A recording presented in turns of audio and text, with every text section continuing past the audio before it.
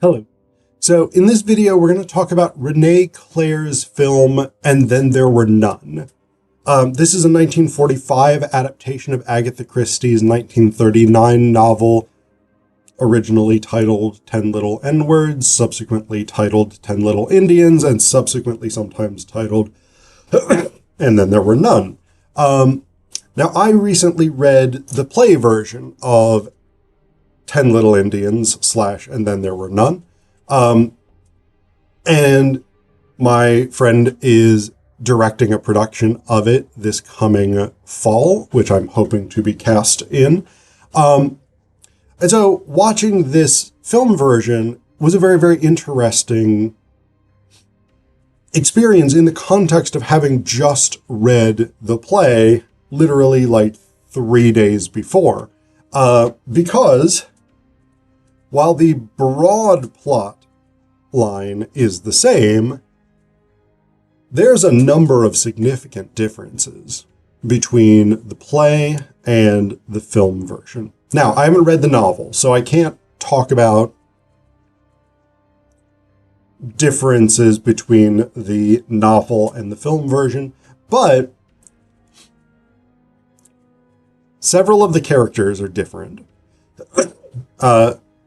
So Judge Francis J. Quincannon is an Irish judge in the film version, whereas it's Judge Wargrave, I think,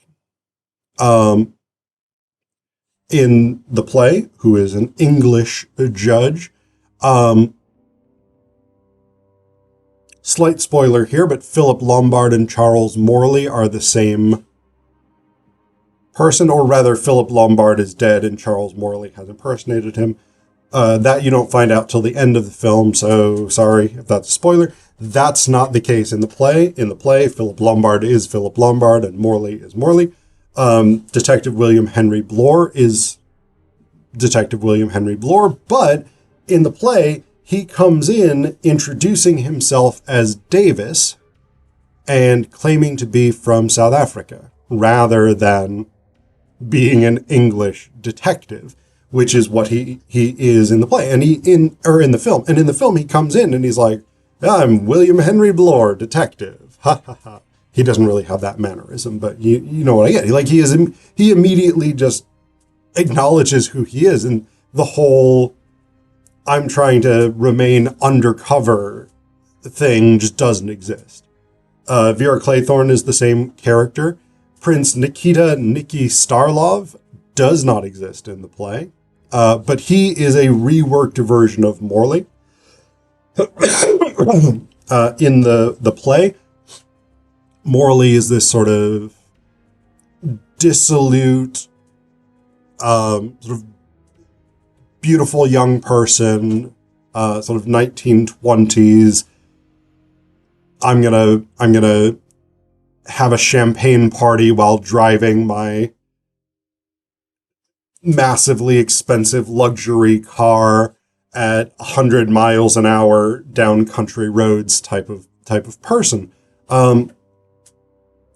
Starlov becomes that sort of character, but he's made into a Russian for some reason. General Sir John Mandrake is the same. Emily Brent is the same. Thomas and Ethel Rogers are the same. And Fred Narracott is the same. Except Fred Narracott, we don't really get as much of Narracott as we do in the play. In the play, he and Rogers and Ethel Rogers sort of open the play, and they're sort of talking about, "Hey, we're out here on this deserted island. When Narracott leaves on the boat, we're not going to be able to get any supplies or have any contact with the mainland." So that is established immediately. And of course, Christie loves this strategy of a group of people isolated in some way with a killer among them. That's a thing that she does over and over and over again in her work. The Mousetrap is another great example of this. But one of the other things that is different in the film version versus the play is that Mr. Owen's gramophone record that accuses all of the people present of murder is different. The content is different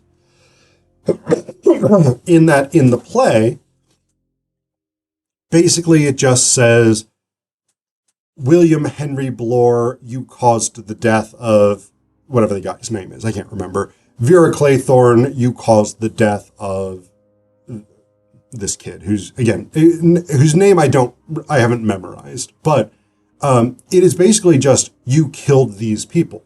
But in the film version, it gives some specifics. So, like, it says, Bloor, through your false testimony or through your perjured testimony or something like this, that you brought about the death of this guy. That's an interesting strategy. That's an interesting change, in part because what it does is it starts giving us that information and therefore negates what the play does, which is basically gives everybody the opportunity to explain how they are responsible or potentially responsible for the deaths of the people they are accused of killing. So in the play, that's all done through dialogue, whereas in the film, that's much more of that is set up through the gramophone record.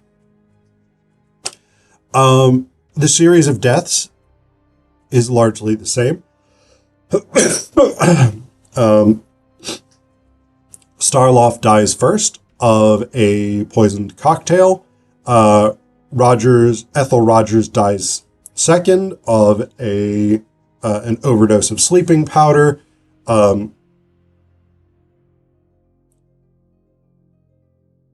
General dies third, I think. Yeah, the general dies third, being stabbed in the back, etc., etc. So they're all the numbers are dwindling. There are some things that aren't done in the play that were also interesting additions. I realize a lot of this commentary is ending up being compare and contrast with the play, and I don't necessarily mean for it to be that, but that's the way that I'm thinking about it right now. In part because that helps me sort of frame what was interesting about the film in comparison to. So one of the things that they do is actually, after about 3 of them are dead, I think they take a secret ballot to see who everybody thinks is the murderer. And Rogers loses with 2 votes. Vera is the only one who doesn't have anyone vote for her. Which of course, she's the ingenue, she's the beautiful young love interest of the dashing Phillip Lombard / Charles Morley, and so of course she's not going to be accused. Rogers then proceeds to basically get drunk, which is kind of awesome. He doesn't do that in the play. And he accuses them essentially of classism. He says, you all think it's me just because I'm a butler. And they're all, the rest of them are all aristocrats. They're reasonably wealthy or upper middle class. They're officers in the military who at this point would tend to be wealthy or aristocratic because I believe even into the 30s, I think it was still very common to buy a commission. And certainly when General Sir John Mandrake entered the army, you would have been buying a commission to become an officer. So these are mostly socially privileged people. Vera Claythorne doesn't seem to be. She seems to maybe be the exception to this. William Henry Bloor is maybe not that privileged. He seems to have sort of worked his way up through the police force, police service, whatever it is. But Rogers is the most clearly lower class character here. And so there is that interesting element, because in the play they consider Rogers, but they consider everybody equally. Whereas there's a decent chunk of the middle of the film in which several of them seem convinced that it is Rogers. And one is tempted to sympathize with Rogers's critique. You all think it's me just because I'm a butler. I mean, his social class consciousness is not necessarily wrong here. Turns out it isn't Rogers. He gets murdered next, so... Oops. The other character the character who changed in a way I didn't really like was Blore. I think in part I developed an affinity for Blore while reading the play, because I kind of he's one of the characters I would be interested in potentially performing. In the film, he's much more sort of impetuous and buffoonish and consistently wrong than he seems to be in the play. There's a little bit of sort of jolly good humor and carnivalesqueness to him in the play, right? He's a character who regularly asks about meals. He drinks a lot, etc. So he's got this sort of, I see him slightly as a Falstaff type character, but not as good humored. Like if Falstaff were a cop, I guess. Whereas in the film, he's this small man. And I mean that both in terms of like physicality. Roland Young, the actor who played him, was a fairly small guy. And I see him as a much larger, sort of stocky, blocky guy. Maybe that's because I'm envisioning myself playing him when I imagine that. But he's also this very sort of small-minded guy, where very much, I would say more than in the play, once he sets his mind on an idea, he's going to stick with that idea, and he's going to try and persuade himself that the facts fit that idea, even if they don't. He's also much more impetuous than he is in the play. For instance, he decides that Rogers is guilty, and he's therefore ready to treat Rogers as guilty, right? These kinds of things. So we definitely have these differences. One of the things that is very cool about the film version is it builds suspense extremely well. There is a sort of film noir kind of element to this. Of course, it's a murder mystery released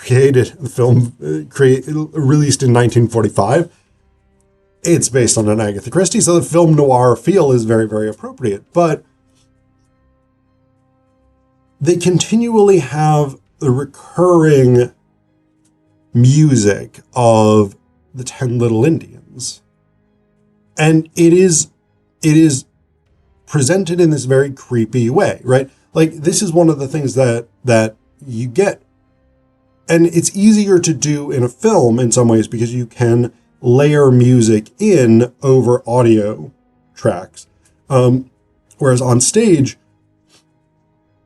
it's sometimes a little bit harder because we don't tend to have incidental music on stage quite as much. Like, we may have opening music, intro, outro music, scene change music, things like that. But we don't tend to have as much incidental music just going on while we're watching, say, a character searching for the murderer among the rocks and the sand or something like this. So I think that worked quite well. It's not we don't really get like murdered bodies. We don't get like, we don't see the general with the knife in his back. What we see is Armstrong putting the knife on the table and saying that was thrust into the back of the general. We know that this can't have been an accident. This has to have been murder. We see Starloff collapse from poisoning. We don't see Emily Brent die, for instance. They go up to her room, and what we see is the cat. There's a cat in the film. Love that. Love a cat. Cat doesn't die. Well done, Rene Clair, for not killing off the cat. But they go upstairs. The cat has sort of knocked her Emily Brent's yarn down the stairs so that it sort of, the ball sort of topples down, and they go up to her room to investigate, and what we see is just her hand hung off the side of the bed, lifeless. So again, this is part of this sort of thing, and I think this is very much an Agatha Christie thing of not really showing dead bodies, not really showing violence, right? And I've now watched a decent number of Agatha Christie films and TV shows and things like this. And one of the things that you consistently get is you don't really get much blood in the way you do in some other detective shows, crime shows, etc., etc. Partially, this is because Christie loves poisonings.